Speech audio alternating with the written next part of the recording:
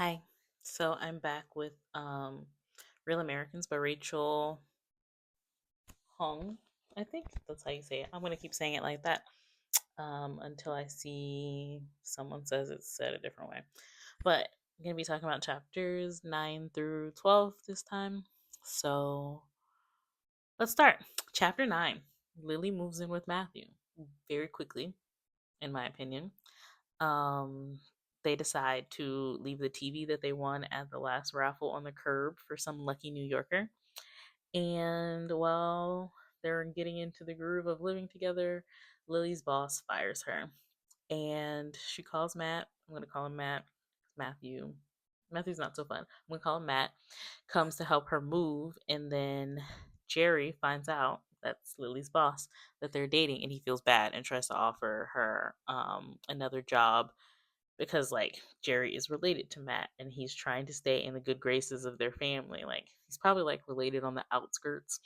I don't know if you know like family drama, but when you have like the family that has money and then you have kind of like the whatever family on the side, they're always kissing up to the family that has money because they're trying to be as close in proximity as possible, and that's essentially what Jerry is. So um that's what Jerry tries to do and Lily doesn't accept, and Matt's like, hey, I'm going to give you $1,000 a week out of my salary for you to just kind of do whatever you want. Um, and she takes care of all the aspects of the house, obviously, except for cleaning because Matt has a cleaner. And she keeps all her stuff in the corner because she's like, this relationship's too good to last. I want to be able to have like a get out if anything comes up. And Matt realizes she's being weird and that all her stuff is in the corner. And he's just like, I'm going to give you some more money. Why don't you decorate? Like, it'll feel more like your place if you decorate. So he gives her more money and then she decorates the house.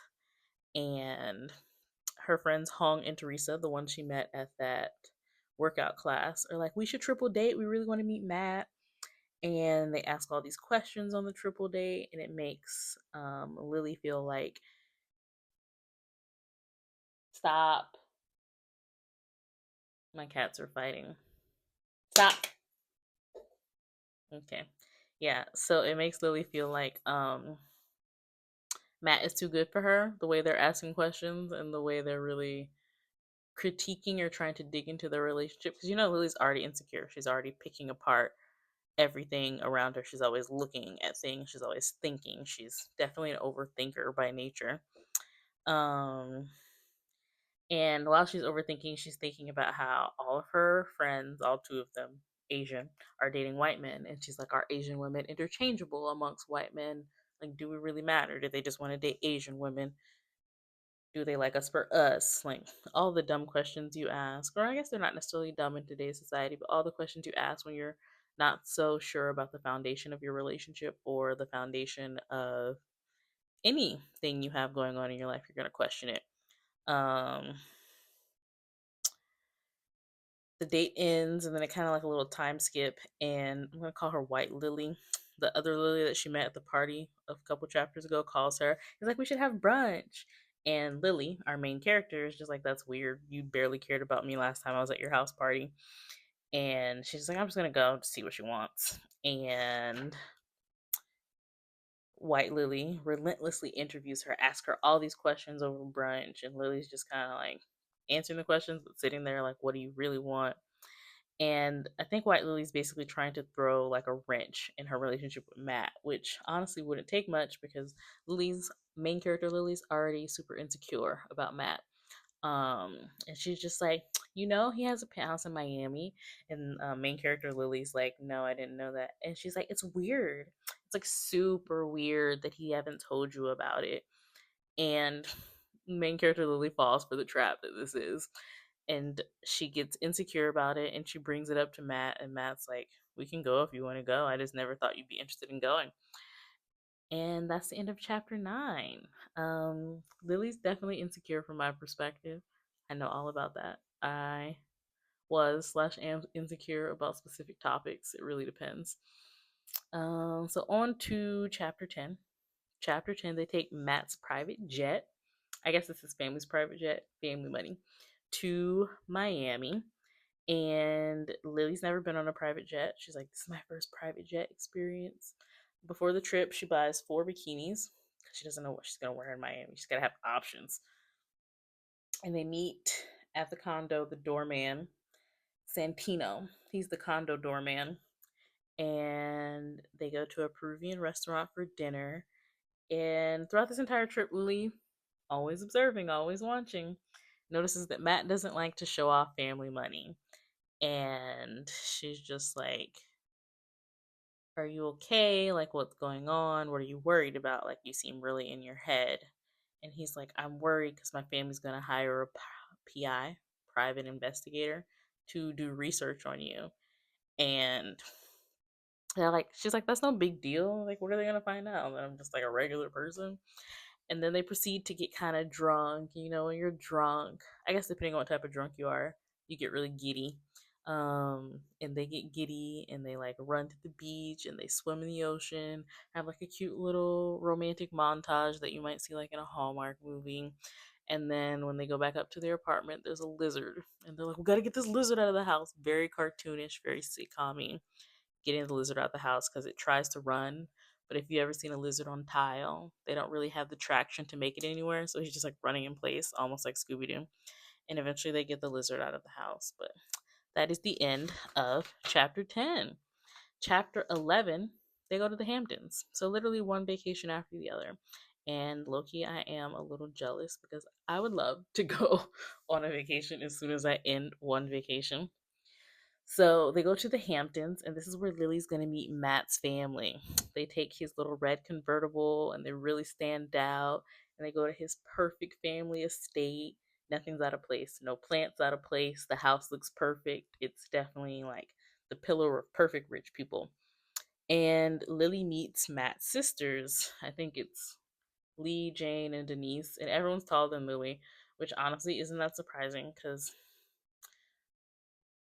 I guess not to be racist or anything like that, but most Asian women that I know are short. Like I'm 5'5", and all of my Asian friends are shorter than me. So like, it's not surprising that she's in a room full of white women and white men, all of like prestigious money. Because usually rich people are tall for some reason. I don't know if they like breed that out in genetics or like with their designer babies make sure they're tall. Um, but yeah, she's an Asian woman. She wasn't necessarily going to be taller than anybody there. And after she meets Matt's siblings, she meets his dad and his stepmom, and she finds out that Matt goes by a last name and that his actual last name is Meyer. And she's like the pharmaceutical company? And they're like, yeah, like the pharmaceutical company. And she's like, oh, you are crazy rich. Sorry, I just realized there's a stain on my dress. I just came from dinner. Um, so they, for the week that they're there, Lily lives a very rich life. She plays a sport that I can't pronounce because I'm not rich. BOCCE, Boch, Bach. I think it's the thing where you like hit the ball with the mallet. I don't know. I don't know how to pronounce it, and I don't care enough to learn how to pronounce it. She spends time by the pool lounging. She essentially copies what the rich people do because she wants to fit in. If they're lounging by the pool, she's lounging by the pool. If they're having drinks, she's having drinks. If they're playing Bosch, Bach, whatever that sport is, she's playing it. She's learning how to play it. She's trying to fit in. Um, the entire time they're there, she's trying to fit in with the family, but also cater to Matt. She can tell that Matt is very tense around his family. Like, obviously, he doesn't have such a great relationship with them, or he puts on a specific show for them. And she's also trying to make sure that Matt is comfortable, that he's happy, that he's enjoying her present, that she's offering a comforting touch to him. And you just kind of have like little one-off conversations the entire vacation. Like she talks to um Jenna, which is one of, I think, Matt's sisters or someone who's related to Matt, and she's just like, Matt told me you transformed his apartment. I have a designer friend who's looking for an assistant. Would you be interested in the job? And Lily's like, a designer? That's no. She's like, that's not what I do. I just kind of designed the house and made it look nice. And she's like, I can put in a good word for you. Maybe you could work for this guy. And Lily's like, "Oh yeah, actually, could you?" Because I think she wants something to do besides just spend Matt's money and decorate their house. Because once you decorate it, how much more can you spend decorating? Um, Through a couple of interactions, you find out that Matt's older brother died young. And because he died young, the dad is trying to get Matt to join the family's company because he has like this ideal in his head that the company will be run by a son. And the oldest son is dead, so that really only leaves Matt. And there's just like a bunch of odd um, ins and outs of their relationship. Lily has like a bonding moment with Matt's dad where she kind of goes in the fridge to get orange juice because he's drinking orange juice. Like she's still mimicking people trying to fit in. And there's so many orange juices that she gets overwhelmed. And the dad's like, "Yeah, I know. It was like a failed communication between us and the people who buy our groceries. Like it's a lot. We did too much." And she's just like, "Oh, yeah, it is a little bit overwhelming." And like they have like a little cute little bonding moment.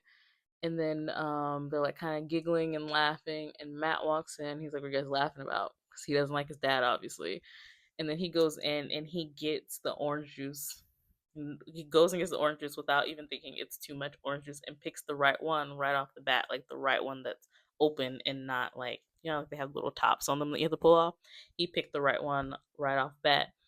And Lily and Matt's dad have like a moment where they stare at each other and they just kind of smirk, like, yeah, he doesn't get it. Like, he doesn't get what we just got, the moment we just had. This is normal to him. It's not weird to have so much orange juice.